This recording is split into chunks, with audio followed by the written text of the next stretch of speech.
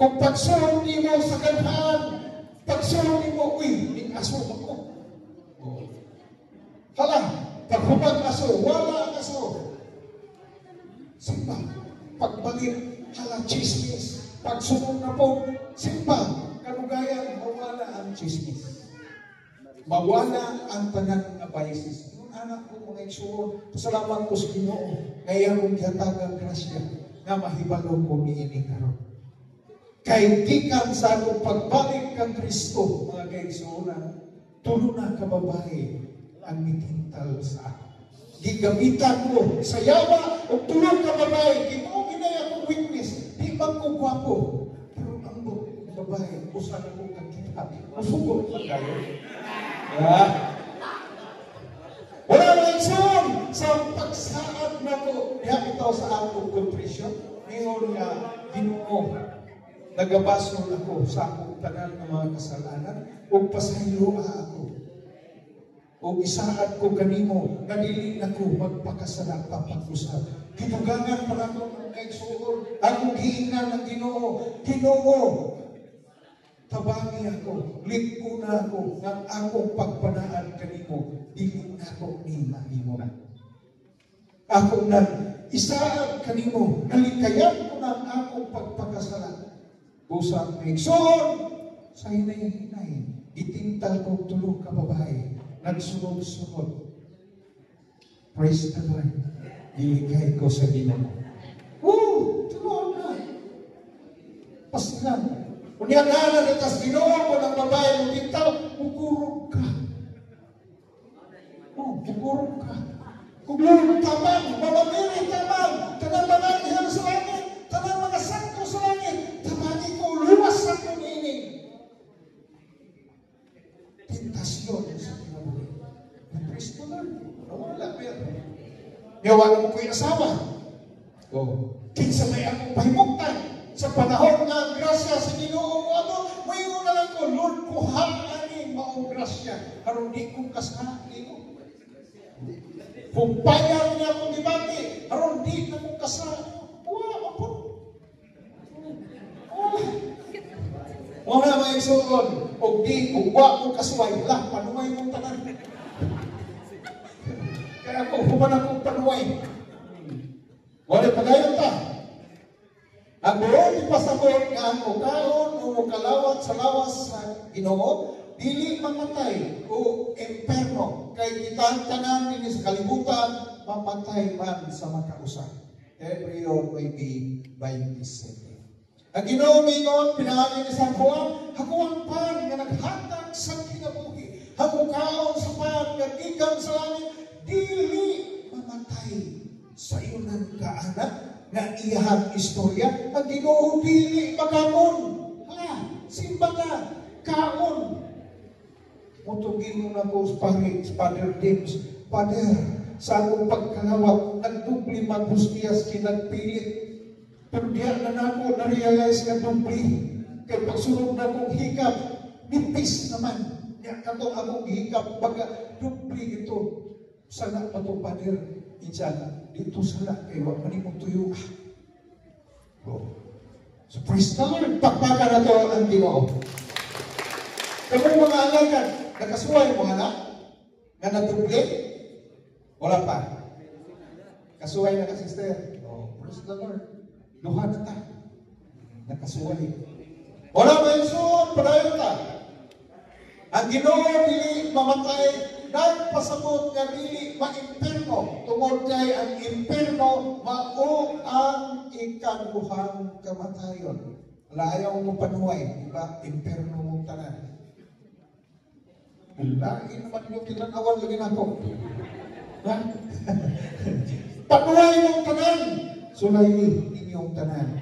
Kay haron mo, magkabaton sa kinabuhi mulay katapusan. Mga igsoon, hangyo ko kaninyo, ganda ang inyong pamilya. Kay haron, kung maluwas kita, maluwas usap ang atong pamilya. Malipay na mo, nga kung kamo malangit niya ang inyong mga anak iwan yung tudloy, tuwa sa impyerno?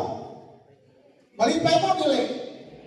Busa, tudluin ninyo, data ang inyong mga anak. Mga igagaw, parente, kahigalangan, kay once nga mga dala kumukusan na kalang, hindi sa simbahan. Ano na kamoy madawa nga indulhensya, plenary indulgence, mga kaigsoon.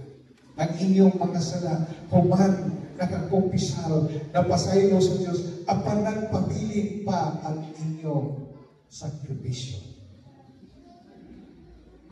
O na mga igsoon, magbuhat ang mga maayo, haron ang atong mga sala, na human nato, gikumpisal, mapapas kini, mga kaigsoon.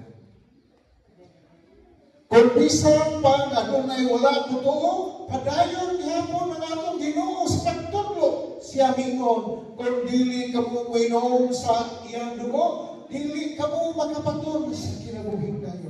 Giklaro na gyud niya mga igsoon, sumala isang Juan 6:53 hangtod sa 58.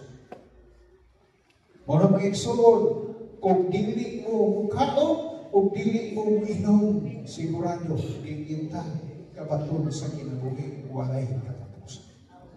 Bisan pa, magsitikap daig, bisan pag-unsa ka na ko sa imong pagtuo, pinumdumi na maingon siya, na mawala ang tanan, apan ang gugma magpabilin. Amen? Kung kita tinawag na nahigugma sa Diyos, ipakita nato niya sa pagsimba, sa pagkaon siyang lawas sa mundo. Kaya kung moingon kita, I love you Lord, unyawan na simba-simba, kita bakakon mga kaigsuunan. Amen?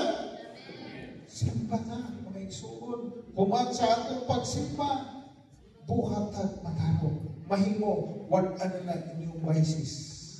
Mga kaigsuunan. Kaya ang vices, usa ka na, nga nakahatag ka na to, ug gibing paingon sa langit. Amen? Samara, nga kumuad tutag langit, daghan tagbag nga gidala, hastang bugata.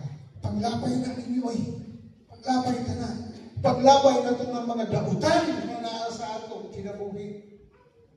Paglabay na ito ng mga vices, kanang simen, kapinalsin, grabe na, mga impierno na tanan. Sa lindot na, pero dili nato na mabuhat kung wala ang Ginoo na atong gipagayuan ng taba. Amen? Uy, dili ko aging tingog sa isa. Tingog mo? Amen? Kana. Ang dito na pa sa tingog, huwag yung tingog. Amen? Oh, praise the Lord. Pagpaka na ito, Ginoo.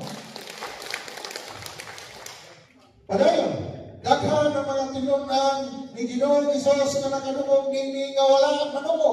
O sila mingon, lisod kayo ning gawaton ning iyang mga pagtulungan. Kinsa ba'y nakasabog ni ini? Ang ilang gihuna-huna nga si Ginoo Isos buhi pa, kitkiton. Ilawas mo. Kitkiton. Ingnon dugo, nakahuna-huna siguro sila. Usa ba ni, wak-wak na kasi ang pagtuo. Utong naghawa sila mga kaigsunan, nasayod si Ginoo Isos na tunay daghang nagpagulgol, apan nagpadayon niya po siya sa pagtudlo. Nga ang iyang lawas, pagkaon, Juan 6:61. Usa tungod niini, daghan ang mga namiya sa usa sa mga tinunan ni Ginoo Hesus nga wala kayong musunod kaniya. Juan 6:66. Ug kinsa kini mga tawhana nga namiha sa iya, kini mga kaliwat sa atong Ginoo, sa atong mga katawhan nga mga tinudlungan ni Kristo sa unang panahon. Mga kaliwat ni nga wala mo dapat ug gibiyahan si Kristo. Wa na jud mo balik. Mao ni mga protestante na di na magaon sa lawas ug dugo ni Kristo. Kay wala sila motuo sa giistorya sa atong Ginoo. Ug kanang mga tawhana gitawag og 666.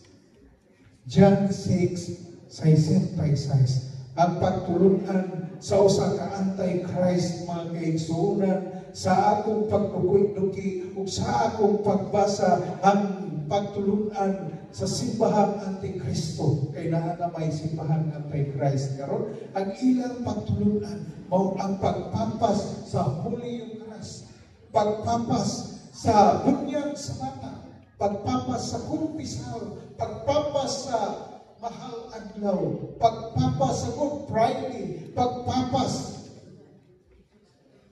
sa tanan nga ipapas. Pag Sunday, Christmas, Fiesta, giwala nila o kanang mga tawhana membro sa Antichrist. 666. Wala man yun, padayon ta. Karon sa atong kapanahonan, atong maaminaw, ana pa niya isa. Kining mga tawhana nga namiya sa atong Ginoong Hesus, dili mga karniro niya. Kaya ang karniro ni Ginoong Hesus, mamati kaniya o musunod kaniya. Namati ba sila? Wala, no? Kamu niya, namati? Wala. Kamu namati mo. Ang namiya? Wala. Praise the Lord, pagpaka na itong Ginoo, yung namati mo. Wala mga insun! Mamati kita sa Ginoo. Kaya haron dilita, may ato sa lain. Dapat tulog na.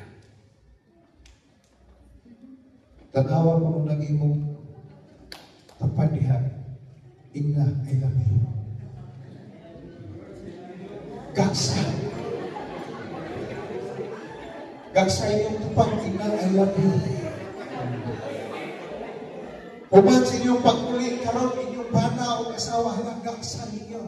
I love you, God. I love you, sweetheart. Inyong mga anak, gagsa. Kay mga ka na, timaan! Na kita nahigugma kang Kristo. Yan atong ipamati. Diha sa atong mga anak. Kay nag-inom, Ginoo, higugma ang Diyos sa tibok mong kinabuhi. Lawas ang kalag sa tibok mong usok, sa tibok mong huna-huna. Higugma ang imong isip kayo. Sama na ikaw nahigugma sa imong kaugalingon.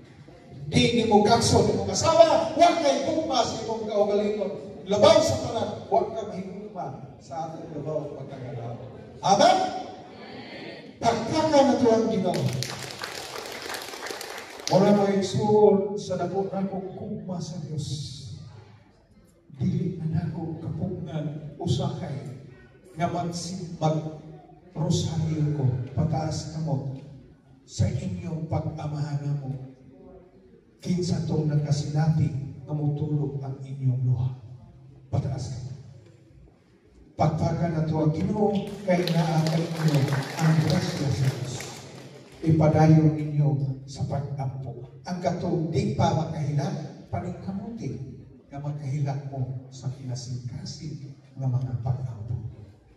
Kinsay nag-ampo sa inyo ng atong mga politician, lamdagan sa Espiritu Santo. Tas ka mo. Ignay ang atong nahulugan sa kagabahanan, atong patikuson, tungod kay nakabuhat kong dili mayo. Atong nag-iampo sa Ginoo nga unta ang ilang gibuhat, dili na mausap. Iampo na to, kay atong katungod ang pag-ampo. Atong paghigugma ang pag-ampo. Amen? Okay, mga igsoon, pagkutana. Kung sa may oras, alas 4:40. Alas 4:40, humanta, alas 5. Okay. So, mga igsoon, kita mga alagad, ako alagad. Si Brad Eugene alagad, sila po na kumakauban alagad. Huwag may kapilya nidala, pero matag Domingo magpakalawa. Uban ko sa pagpakalawa. Dito sa kabangasan. Wala may igsoon, kamong mga alagad, palihog lang. Kay nag-ingon na ba ang yawa na kining mga alagad dili ni imo Ginoo. Ako ni